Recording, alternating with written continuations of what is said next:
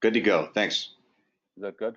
You can see Yes. the beginning of the presentation. Excellent. So, I have some amazing information to share with you as we move forward with a new program that we're working on. A lot of the program is modeled on what we did in professional rugby, and as we achieved pretty good progress with it, we thought it would be great to provide similar support and resources to referees and referee coaches across the country.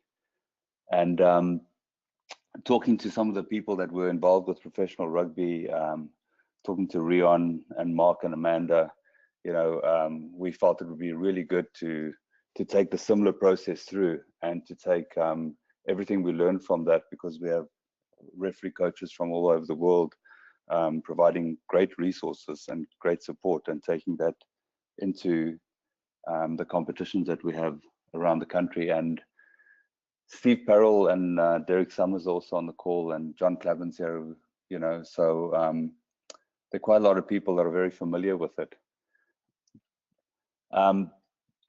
We realize that it's very tough to be a referee, and as we all know, in every game there's always a loser, and hopefully we don't want to be that person. So I also think, as a referee, even myself, having been in very many systems around the world, it's not always clear where you stand or what you need to progress. And we believe that the program will provide you support to become a better referee.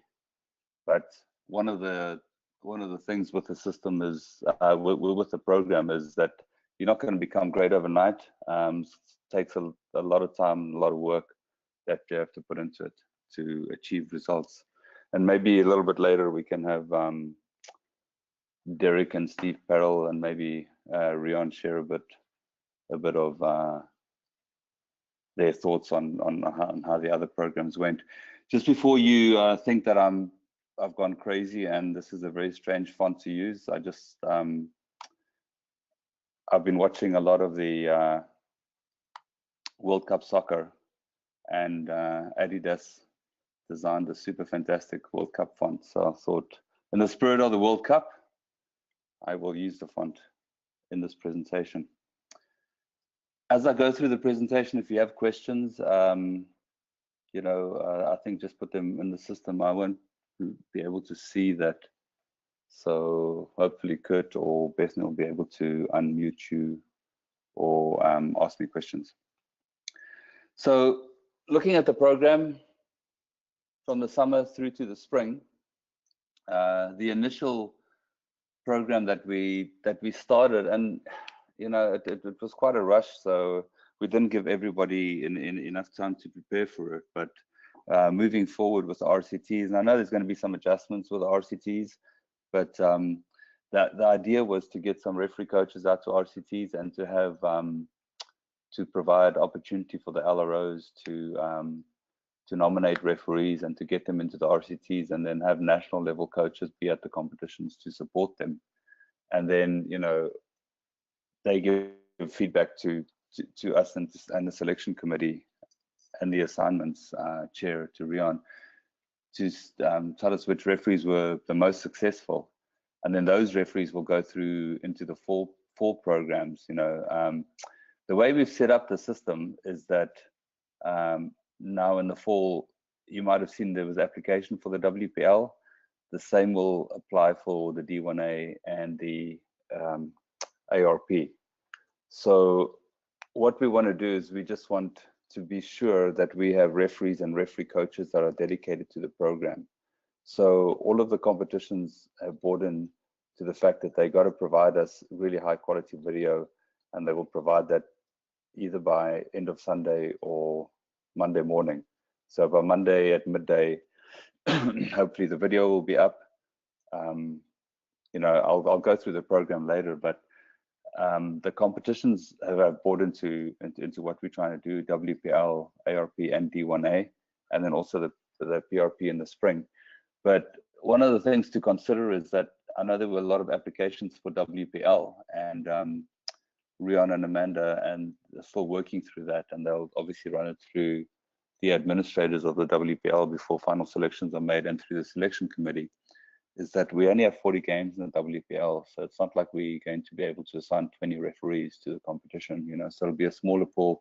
The same goes for ARP, but if we look at the D1A, the full schedule is coming out on the 15th of July, and then we'll put applications in for that, which covers the entire country. And over the fall and the spring, there'll be about 300 matches. So be a lot of matches to cover. But it's probably easier for a lot of referees to get into the D1A than what it would be necessarily into WPL and then ARP and BRP. And so, you know, selections are obviously going to be performance based. So as we go through the program, you know, the referees that do well in the D1A will be looked at the WPL or the ARP, and you know, referees that do well in the fall, obviously you go into the D1A in the spring. There's opportunities of playoff games there. There's the Pacific Rugby Premiership, which has a lot more games. The ARP, for instance, only have 12 games, and then they have one final against the Midwest. Pacific Rugby Premiership probably have about, I think it's about 32 games plus the playoffs, which is another 3. And then referees from that will be selected for the college playoffs and the club playoffs. And we're looking at just cycling through that every year so for right now, referees will have to apply for these competitions, but we think that we will continue to do that because we really want to be sure that the people that are involved in the competition are actually dedicated to do the work. So the WPL, the ARP, Pacific Rugby Premiership, and the D1A are all happy with the process that we're putting in place, and how referees will actually be reviewed, and what the coaches and the competition's involvement will be with the program. So moving along, the benefits that you'll get out of this is that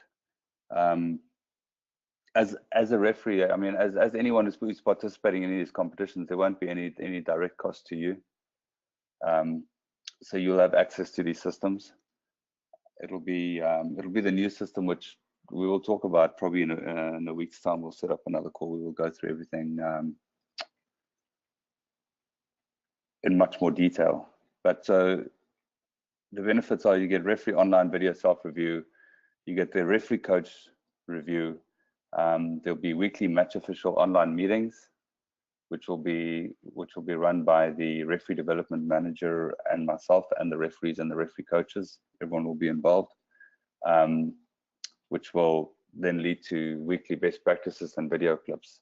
So what we do in the system is we create like 10 to 15 clips every week of best practices or things that we do well and things that we need to work on from week to week. You get a referee development manager with the program. Whoa. I think my PowerPoint just quit. It's exciting.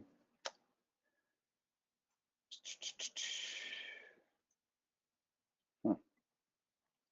Let's hope it doesn't happen again.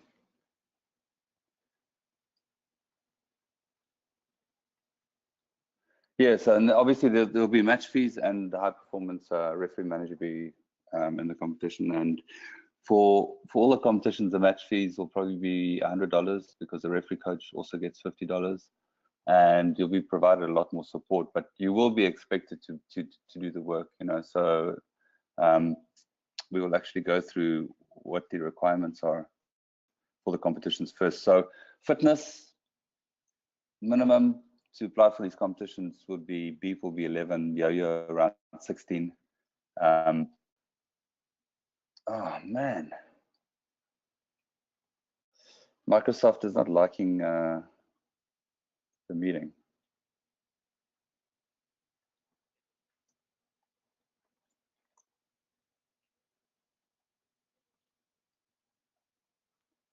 Let me try to click instead of the forward button.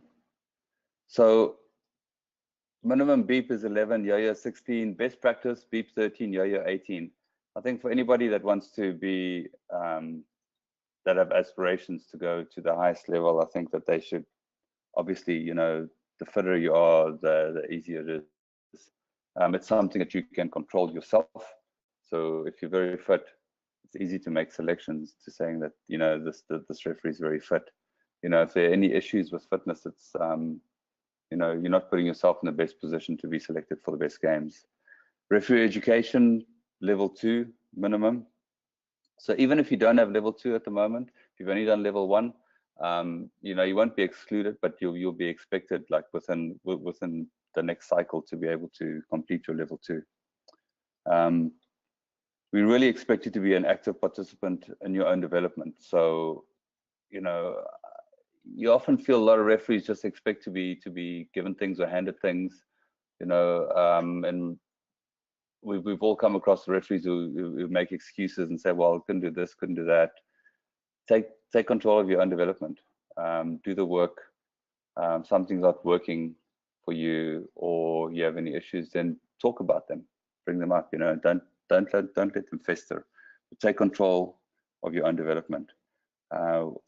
We really need everybody to have support from the LROs. So the LROs need to be able to support the application, the competition. We realize that every now and then there'll be situations where you're not supported, but it's something that we'll obviously look into and discuss with the LRO as well. And one of the main things is you have to be an ambassador for the game. Like, in all aspects, you're there to support the game, to support rugby. And, you know, with all the social media and the public profile that everybody has, you know, always just think about taking the high road, that you support the game. You're there as an official. You're expected to be impartial. It doesn't mean that you're not expected to have an opinion, but be a supporter of your peers and be a supporter of the game. The process, so Sunday, Monday, upload your video. Monday, by the end of Monday, we expected to have your referee self-review done. So by Tuesday morning, when your assigned referee coach wakes up, the report should be done from your side, and then the referee coach does their review. What we did in the professional competition is that the referee and the referee coach would normally connect on the Wednesday morning, maybe by Skype or by phone, and just have a discussion about a couple of things, you know, because sometimes the referee coach is not aware of everything that happened, especially when you have a video where there's no sound on it. You know, a little bit of guessing comes into play. So it's normally good that you and the referee coach have a little bit of discussion about what happened out there, if there's anything that needs to be clarified. Wednesday, there's an online evening meeting, which normally will be a 1 hour meeting. Normally we'll have a couple of referees go through the games, talk about the games, things that went well, things that they need to work on, or anything that they noticed about particular teams that you know, that they want to share with the group. And then the referee development manager will probably go through some slides and some clips, and you know, we have a plan going into the next week. So on Thursday, there'll be a recap email with links and meeting to video clips. So all the video clips will be available to everybody. One thing about the system is that it will be available to all team coaches. So we will discuss it a little bit further, but team coaches also have access to the system. So they'll be able to see, like, in front of your report, they'll be able to go and look at everything that you tagged in the system, go and look at the clips. They won't be able to see your comments on the clips, but we'll discuss that a little bit later. So there will be some privacy for the referee, but they'll have a lot of access to what we do. So again, it comes down to, like, you know, if you're writing reports, you just got to be aware of what best practices in communicating what you want to communicate, without necessarily making outright negative comments, or comments that might be considered to be negative against players or teams or coaching. No questions yet, right? So the commitment that is expected to your LRO is that at least you present once a month to your LRO. So you'll have access to all the clips that have been put together, because all the clips in the system have little notes about what's best practice, or this issue, something to look at. And you, as a referee or referee coach, will have access to those clips. So you put together your own presentation to your LRO. So for instance, if we have like 3 people in the Minnesota Society that's part of one competition, that between the 3 of them, they should put on at least a meeting once a month. So it could be all of them together or just one of them, but it'll be important for us to be able to track that all the resources and support and development that you've been provided, that it filters down into the community.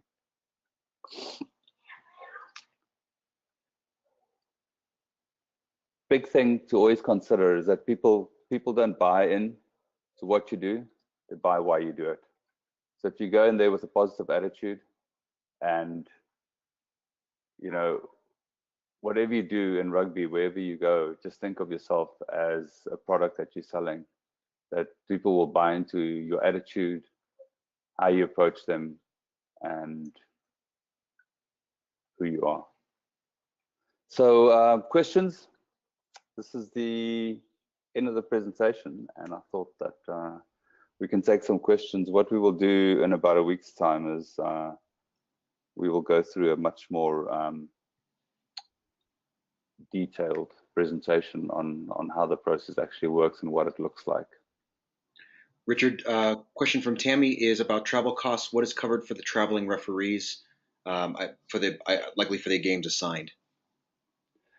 Yeah, so travel will be paid. So obviously, if there's flights, they will be paid.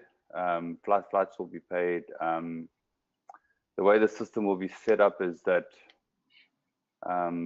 the home team will be responsible for ground transportation and hotels if needed. So that'll be sorted out by the home team, and then the flights will be booked online. As far as match fees goes, referees will be paid. I think it's the Wednesday after every game. So the competitions will handle their own payment system, so it should be pretty smooth. And then I think I don't exactly know what the mileage cost was. I'm not 100% sure on that, but I know there is something for, obviously, if you're driving to venues. Yeah, I'd probably say it's been traditional and been about static for the last few years, so that it wouldn't change going forward very much. The same way, travel will be covered, whether it be drive or flight. Yeah. Richard, next question would be: will the individual competitions be siloed, or will those in different groups be able to see what is going on in others? And then this additional same kind of question, which is the advantage system is kind of what they're referencing. Yeah, so everybody will be will be in one system. So I mean, I don't think that I think it's beneficial for everybody to get as much resources from it. It's just that not all the, I mean, the referees that are in the ARP will be attending the ARP meeting, and the referees in WPL will be in the WPL group meeting, but they'll have access to see the reports, and whether it's D1A or ARP or PRP or WPL. Great. Can referees be in more than one group? It depends how flexible they are. No, of course, absolutely. I mean, we expect that, especially when you have the D1A, for instance, is so massive, so we wouldn't want to exclude people from one group to the next, because I mean, the D1A competition has such a major range of games as well, so it would be good to have both referees that are new on the scene to be able to have opportunities in the D1A, but also to have senior referees to referee the some of the games of the teams that are higher ranked. All right. What will the lead time on assignments be? How far ahead will they know they're assigned? For the D1A, we don't know yet, but we would obviously like to get everyone to book their flights at least 4 weeks before the games. So there will be quite a lot of lead time. The calls mainly for LRO folks are mostly on the call, and so question is around how how would you like this communicated to individual referees? Would you like LROs to pass this information on, or do you envision a wider webinar and or communication plan to the greater group of referees? Yeah, so obviously, with the LROs who have this information already, they'll be able to share it with their referees. But what we will do, and it'll probably be next Wednesday at the same time, that we will go through the program in much more detail and actually showcase how all the processes and systems work. So we will invite everyone. I think we can probably have about 100 people on one call. So we will put it out there to the LROs. I think what we should do first is that we will send the invitation to the LROs to distribute to the community, and then so hopefully they would have done their registrations by Tuesday morning, and then we can open it to a wider audience, because we realized with the WPL applications is that for some reason some of the LROs didn't get it, or it wasn't distributed, or maybe it went to a spam folder or something. So I think it's important that we are sure that all the LROs actually get this, and that they have the ability to share it with the community. And I'll piggyback off that. We also plan on doing some articles for the website and doing some what I'll call traditional marketing. So that'll be a good piggyback to the additional targeted marketing. Yep, definitely. Any more questions? I think that might be it. Steve Peril requests a little bit later time to do the call, so we can consider that, Steve, when we're organizing the next call. Yeah, we can do it about 6:05. Richard, does this mean all D1A matches at all levels are being assigned by Rian and the national office, or asking, since there's a huge disparity between the levels of competition in the D1A? So are all D1A assignments going to be nationally assigned, or do you still envision some local assignments? We are still in discussions with them. So as soon as the schedule comes out, which will be on the 15th of July, which is in a couple of days, we will have the conversation with them to see exactly how it works. One of the big things, one of the good things that the D1A said, that they actually had uploaded and received 270 out of the 295 games, full games last year. They received video footage. It doesn't always mean that it's good video footage, but definitely if you have video footage, and we can support the referees with providing them a referee coach on every game, it's definitely going to be a lot more than what a lot of referees are getting right now. So I think it's important that we are as inclusive as we can. And continuing on that, Richard, do you when you join a group, or when you get your application accepted to one of the competitions, will you get a steady diet of that competition, or will you possibly only get one or two games during a season? So the idea, for instance, would be that as the assignments are made, it really just depends on the referee. So there might be a referee that has applied to the WPL that's never refereed in the WPL, and they might be given an opportunity, so they might only get one or two games to see how they're doing. It doesn't mean that they're necessarily going to get like 5 or 6 games. So if you're going into the D1A, of course you should get a lot more games, because there's a lot more available. I think that the group for the ARP will probably be might even be smaller than the WPL. Most of the referees that have refereed in the competition, again, that have previously and that are accepted, will get a pretty good diet of games. But we feel that this is definitely an opportunity to bring new referees into all of the competitions. Great. At this point, yeah. Question from Martin: will there be an expectation that LROs will be providing ARs for these games? And he means ARs, not touch judges. So I guess the formal bodies on those games. So we have not finalized that yet because you know, with the WPL, for instance, I mean, the budget is very, very tight. So the WPL home teams would have to do that through their own LROs. I mean, like, so we can't control that because you know, I mean, we're trying to make the most of what we have in that competition.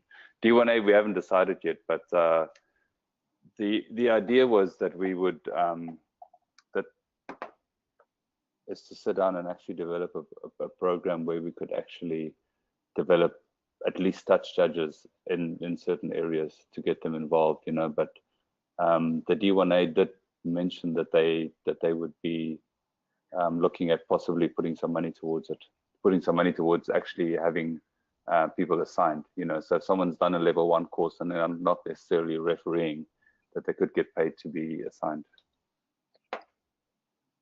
All right. Yeah. I think Rian had a comment to make on that too. Rian, I think you're unmuted. Yeah, hello.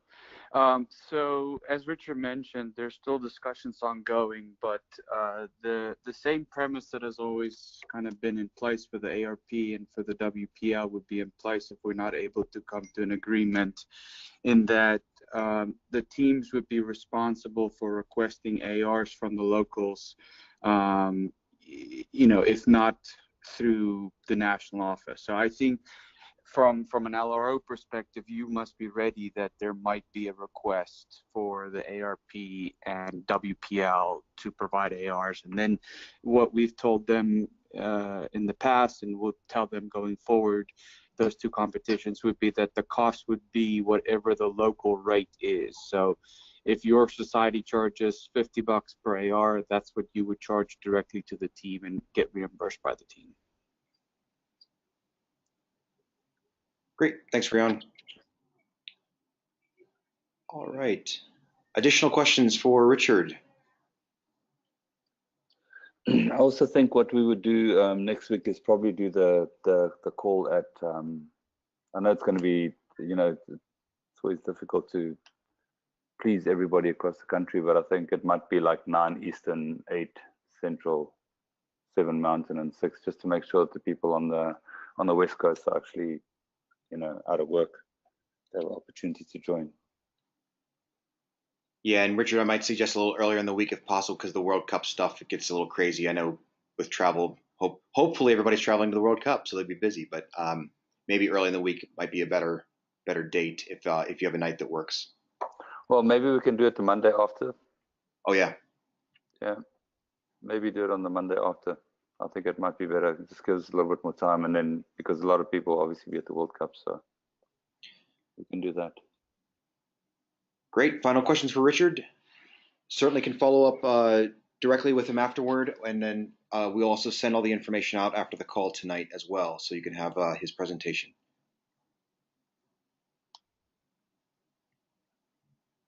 Great. Thank you, Richard. Okay. Thank you. Thanks, everyone. Bye.